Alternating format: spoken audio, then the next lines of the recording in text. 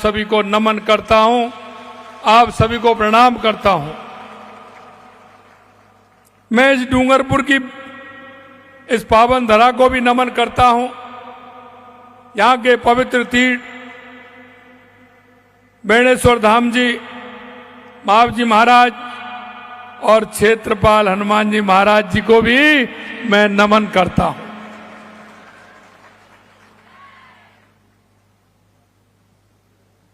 समिति सर्व सनातन समाज खड़गदा द्वारा नदी संरक्षण एवं संवर्धन के लिए आयोजित राम कथा का श्रवण कर मुझे एक अपार जो मैं देख रहा हूं आध्यात्मिक सुख मिल रहा है। ऐसे पावन आयोजन का मैं हिस्सा बना, निश्चित रूप से मैं सौभाग्यशाली हूं। मैं आपको बताना चाहता हूं, क्योंकि जब ईश्वर को काम कराना होता है तो किसी ना किसी को वो निमित्त बना करके भेजता है।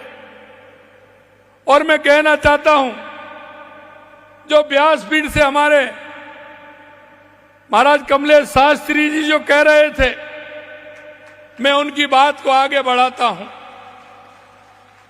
इस देश के लिए, देश के यशस्वी प्रधानमंत्री नरेंद्र मोदी जी को एक उस कार्य को करने के लिए, क्योंकि आपने देखा था 2014 से पहले हमारे देश की स्थिति क्या थी, और आज आप देख रहे हैं 2014 के बाद हमारे देश की स्थिति बदली है। चाहे वो कोई भी क्षेत्र, हमारी गरीब कल्याण की योजनाएं हो, हमारे विकास की योजनाएं हो, दुनिया में नक्सलवाद आतंकवाद का खात्मा हो, या दुनिया में बढ़ता हुआ भारत का गौरव हो, वो आप महसूस कर रहे होंगे। इसलिए मैं कहता हूं कि राम कथा की कितनी बड़ी महिमा है। इसे लेकर तुलसीदास जी ने भी लिखा है कि राम कथा शिव जी को नर्मदा जी के समान प्रिय है। यह सब सिद्धियों तथा सुख संपत्ति की राशि है। देवताओं को उत्पन्न और पालन पोषण करने वाली माता अदिति के समान रघुनाथ जी की भक्ति और प्रेम की परम सीमा सी है। और आप देख रहे हैं, लिखा हुआ है, पूछे ही रघुपत कथा प्रसंगा, सकल लोक जग पावन गंगा।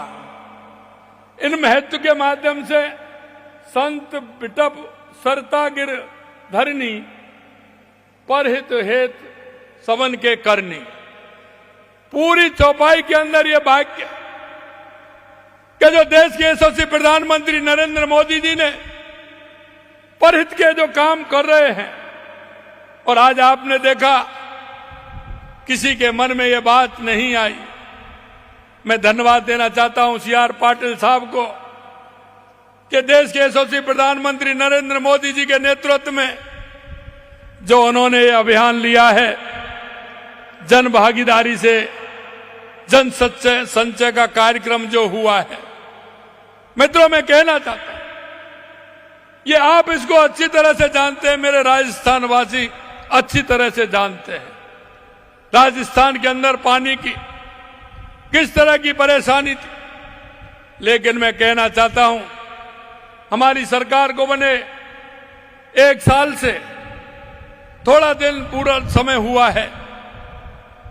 लेकिन मैं कहना चाहता हूं, देश के यशस्वी प्रधानमंत्री नरेंद्र मोदी जी के नेतृत्व में आपने जो 1 साल के अंदर देखा है, क्योंकि हमने सोचा कि सबसे पहले अगर प्रदेश का विकास करना है तो उसके अंदर पानी की बहुत बड़ी आवश्यकता है, और पानी की भागीदारी होगी। पानी अगर हमारे पास होगा तो आगे का काम हम कर सकेंगे। और मैं यहां आपको कहना चाहता हूं, और देश के यशस्वी प्रधानमंत्री नरेंद्र मोदी जी को राजस्थान की 8 करोड़ जनता की तरफ से मैं इस बात के लिए धन्यवाद देना चाहता हूं कि राजस्थान के अंदर उन्होंने जब कहा हमने, तो सबसे पहले पानी की समस्या की तरफ हमने हाथ आगे बढ़ाया, काम आगे बढ़ाया। और वो मैं इसलिए कहना चाहता हूं, हमारी सबसे बड़ी जो समस्याएं थी उनके समाधान की ओर हम बढ़े हैं। चाहे वो हमारी ERCP हो, आपने देखा होगा वर्षों से उस पर राजनीति होती थी, जो सत्ताधारी लोग थे वो राजनीति करते थे, लेकिन देश के यशस्वी प्रधानमंत्री नरेंद्र मोदी जी ने 90-10 पर जो माननीय CR पाटिल जी ने कहा वो करके दिखा दिया। इतनी बड़ी योजना हम राजस्थान के अंदर लेकर के आए। यही नहीं, राजस्थान के अंदर हमने हमारा शेखावाटी का इलाका जो यमुना समझौता बार बार कांग्रेस के लोग कहते थे, उसको भी हम लेकर के आए। यही नहीं, हमारी देवास योजना जो उदयपुर की पहाड़ियां, डूंगरपुर बांसवाड़ा की पहाड़ियों से पानी जो अरब सागर की तरफ जाता था वो काम में नहीं आता, वो देवास स्कीम के द्वारा टनल बना करके और एनीकट बना करके उसमें भी काम प्रारंभ हो गया। ये भी माननीय देश के यशस्वी प्रधानमंत्री नरेंद्र मोदी जी ने किया। हमने जो माई डैम योजना, हमारी माई डैम योजना, उसका भी काम हमने आगे बढ़ाते हुए हमारे बांसवाड़ा, हमारे डूंगरपुर के हमारे किसान भाइयों को पीने का पानी भी मिले, कृषि का पानी मिले, इसके लिए भी हमने योजना प्रारंभ किया। आपने देखा होगा जन भागीदारी से जन संचय, कितना बड़ा काम। मैं धन्यवाद देना चाहता हूं CR पाटिल जी को, कि देश के यशस्वी प्रधानमंत्री नरेंद्र मोदी जी के नेतृत्व में उन्होंने जो सूरत के अंदर ये कार्यक्रम किया, जिसमें मध्य प्रदेश के मुख्यमंत्री, बिहार के उप मुख्यमंत्री, मैं और गुजरात के हमारे मुख्यमंत्री और हमारे CR पाटिल साहब ने, और मैं कहना चाहता हूं राजस्थान के 40,000 गांव में जन संचय का काम हमारे पाटिल साहब ने प्रारंभ कराया है। यह बहुत बड़ा काम है। अगर ठीक प्रकार से हमारे ये काम पूरी तरह से हो, इसकी चिंता भी करते हैं। इसलिए मैं कहना चाहता हूं, यह श्री भगवान श्री राम ने देश के जन जन के आराध पिछले साल, क्योंकि ये आप देख रहे हैं, लगातार आप देख रहे हैं कि बंसी वाले की कृपा हो रही है, भगवान राम की कृपा हो रही है। इधर तो पानी के हमारे समझौते हुए हमारी DPR बनना प्रारंभ हो गई, उधर ऊपर वाले इंद्र भगवान भी खुश हो गए, उन्होंने राजस्थान के पूरे बांध भर दिए। ये भी एक संयोग है। इसलिए मैं कहना चाहता हूं, आपने देखा होगा पिछले साल जनवरी में सनातन समाज का 500 वर्ष का इंतजार समाप्त हुआ। हमारे आराध्य भगवान श्री राम अयोध्या में एक दिव्य और भव्य मंदिर में विराजमान हुए। ये भी एक सपना हमारा था। भगवान श्री राम ने सत्य की जीत के लिए समुद्र में सेतु बनाकर एक छोर से दूसरे छोर पर जोड़ने का काम किया। भगवान राम का काम करने वाले यशस्वी प्रधानमंत्री नरेंद्र मोदी जी आम आदमी को पानी उपलब्ध कराने के लिए नदियों से नदियों जोड़ने का काम हमारे प्रधानमंत्री जी कर रहे हैं।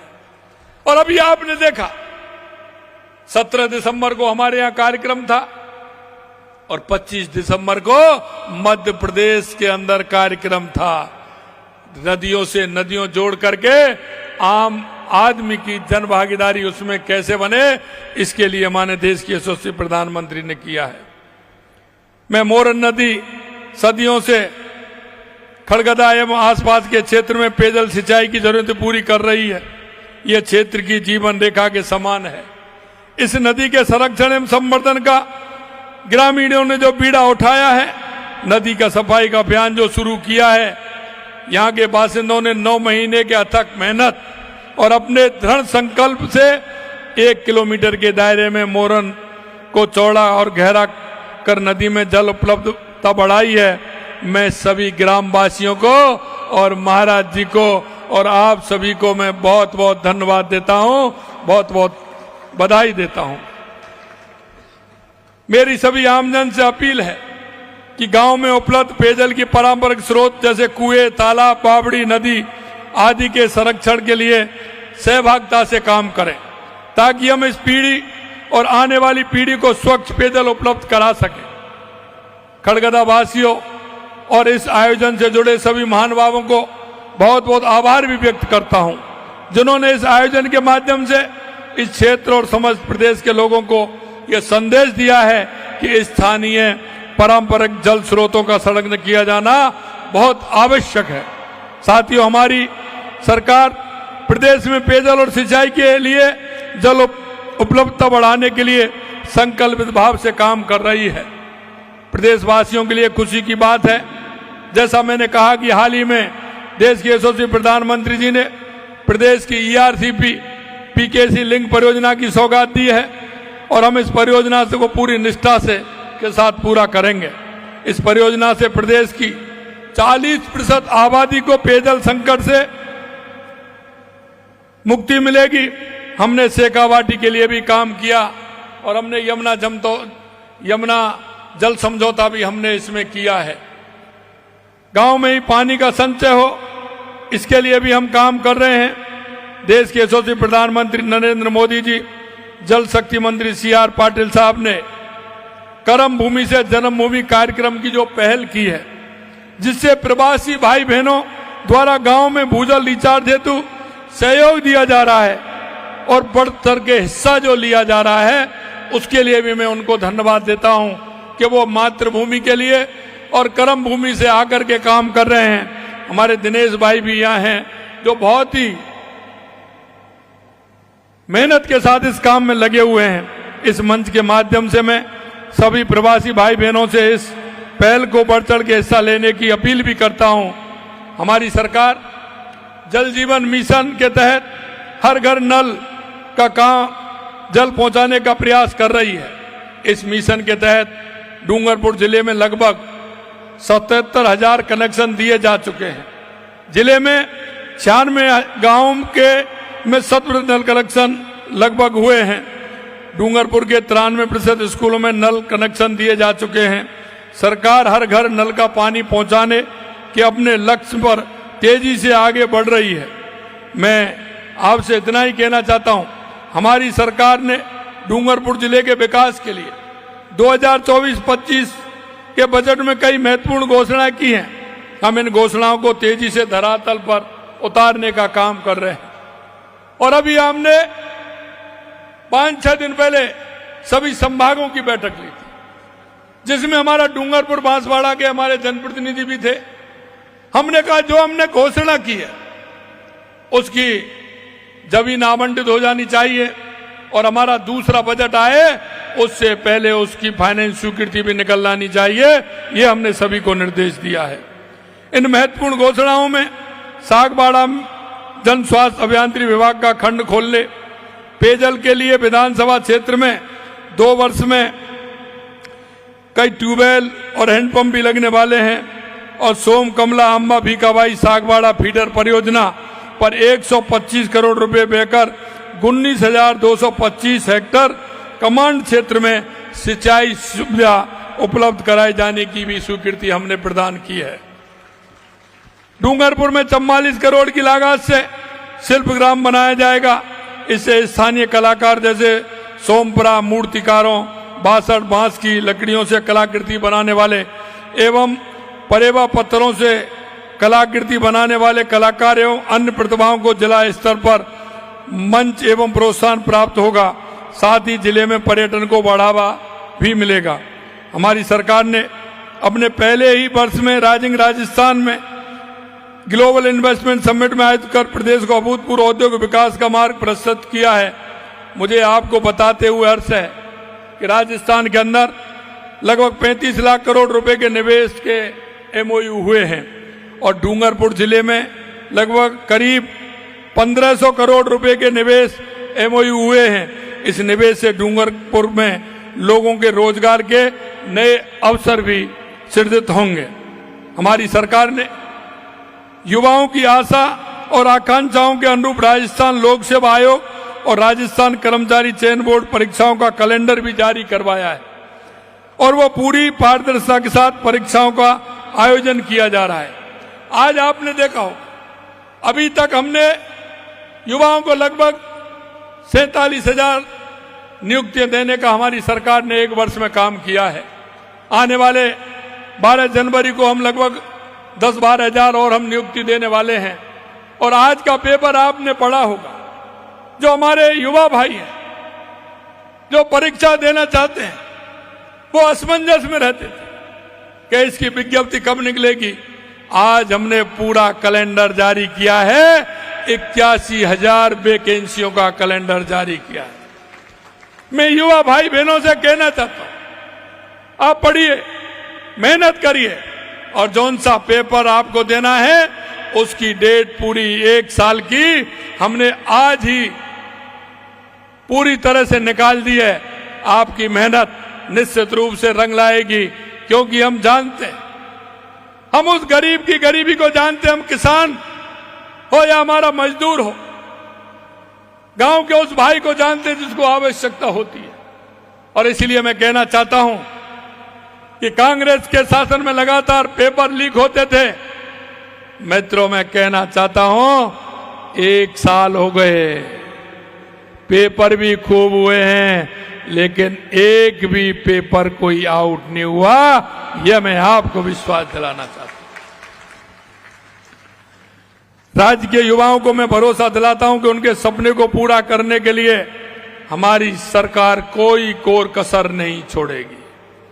मैं डूंगरपुर जिले के इस आयोजन के आयोजनकर्ता एवं कथावाचक कमलेश भाई शास्त्री जी का बहुत बहुत आभार व्यक्त करता हूं, जिन्होंने इस प्रकार के आयोजन से पूरे समाज एवं क्षेत्र में एक अच्छा संदेश दिया है और हमारी भावी पीढ़ी भी नदियों एवं स्थानीय जल स्रोतों के संरक्षण में एवं संवर्धन के लिए अपनी जिम्मेदारी भी महसूस करेगी। यह उस भगवान राम की कृपा है। लेकिन जब मैं ये बात कहता हूं तो कई लोग कहते हैं, कई लोग प्रश्न चिन्ह उठाते हैं और वो मंदिरों को जाने को भी कहते हैं कि मुख्यमंत्री तो मंदिर पर जा रहे हैं।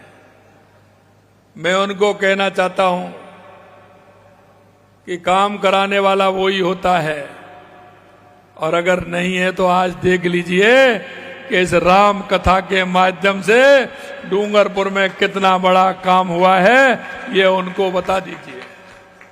मित्रों, अगर हमारे मन में जो भाव है और जिस कल्पना के साथ हम काम करते हैं, मैं आपको विश्वास दिलाता हूं ईश्वर उसकी उतनी ही मदद करता है। और इसलिए मैं कहना चाहता हूं कि हमारी सरकार को 1 साल हुए हैं।